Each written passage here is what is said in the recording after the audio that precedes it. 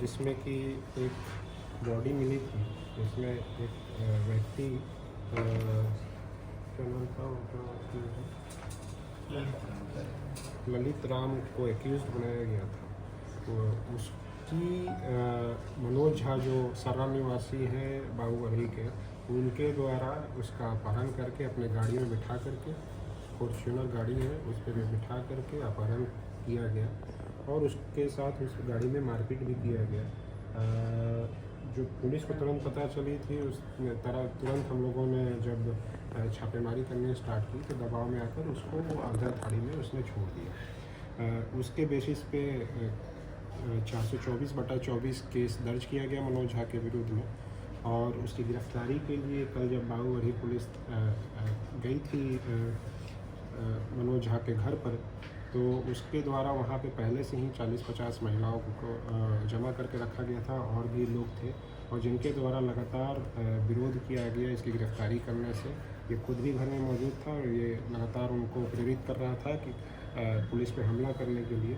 उनके द्वारा जो महिलाएं थी और जो और भी लोग थे वहाँ पे, उनके द्वारा मिर्ची का पाउडर भी पुलिस के ऊपर फेंका गया।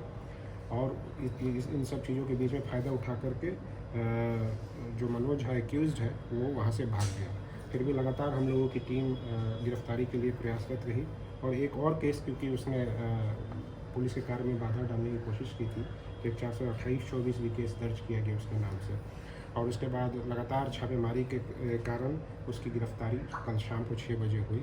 शाम को 6 बजे गिरफ्तारी होने के बाद उसके घर पे भी सारा सर्च किया गया। सर्च में हम लोगों को कई सारे जो ATM कार्ड हैं, कई सारे बैंक के डिटेल्स मिले हैं, बहुत सारे लैंड के डिटेल्स मिले हैं, फ्लैट्स के डिटेल्स मिले हैं जो कि बोकारो में है, करोड़ों में है। लैंड्स यहाँ पे 9 ज़मीन का दस्तावेज मिला है। बाहुबली में केवल 3 फ्लैट जो है बोकारो में उसका डिटेल मिला है। उसके अलावा 2 फॉर्च्यूनर भी है इसके पास, स्कॉर्पियो गाड़ी भी है, अन्य गाड़ियाँ भी हैं। तो जब इसके मोबाइल को हम लोगों ने देखा तो एक मोबाइल में इसने फर्जी सिम लगा रखा था किसी कोलकाता के व्यक्ति के नाम पे, और उसको उसने ट्रू कॉलर में जस्टिस मिश्रा करके नाम से सेव कर रखा था। वो इससे छदम नाम से फ्रॉड करता था, लोगों को कॉल करता था एज ए जस्टिस मिश्रा बन करके, जो कि बताता था कि सुप्रीम कोर्ट के जज है। वो अपने आप को प्रदर्शित करता था फ़ोन करके, और लोगों को इन्फ्लुएंस, पदाधिकारियों को या जो राजनेता हैं उनको कॉल करके उनको इन्फ्लुएंस करने की कोशिश करता था। उसके लिए भी हम लोगों ने एक और केस 429 धोखाधड़ी और इन सब को लेकर के एक और केस किया 429/24, जिसमें हम लोग अनुसंधान कर रहे हैं। तो अनुसंधान के क्रम में जो बातें आई हैं कि ये कई सालों से, लगभग 20 सालों से लगातार धोखाधड़ी के कार्य कर रहा है, और इसके ऊपर दर्जनों केस हैं।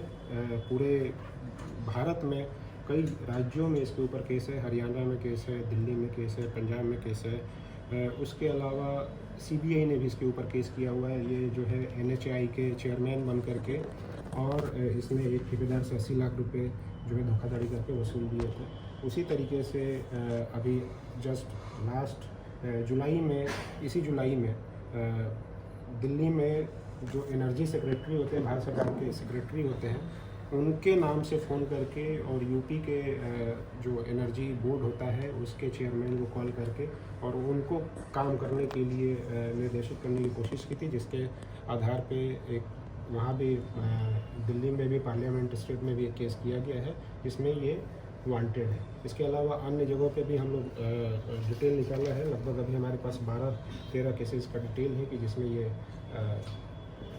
वांछित है, वो ये अक्यूज़्ड है। और उसके अलावा भी हम लोग लगातार कोशिश कर रहे हैं कि इसके अन्य, क्योंकि इसके द्वारा पूछताछ के क्रम में और भी केसेस के बारे में डिटेल मिला है, जिसको हम लोग अभी वेरीफाई कर रहे हैं। तो कुल मिलाकर के यह व्यक्ति जो है लगभग 20 सालों से लगातार धोखाधड़ी करके, और एक तरीके से लटोर लाल है ये, और लोगों को पैसे ठगता है। उसके अलावा अन्य क्राइम करता है ये। और इस जो अनुसंधान के क्रम में हम लोग को समझ में आया है कि इसने इस धोखाधड़ी से बहुत ज़्यादा बड़े पैमाने पे इसने पैसा बनाया है, संपत्ति अर्जित की है। इसके परिवार में और भी अन्य कोई स्रोत, जो अभी प्रिलिमिनरी हम लोग की इंक्वायरी है उसमें अन्य स्रोत नहीं दिख रहा है और कोई कमाई का केवल धोखाधड़ी से पैसा कमाने का ही जितने अभी तक हम लोग को डिटेल में उससे करोड़ों की संपत्ति अभी पता चली है। इस बारे में भी हम लोग लगातार इन्वेस्टिगेट कर रहे हैं और इसको हम लोग जल्दी ही EMLA का प्रस्ताव भेज के ED को भी भेजेंगे।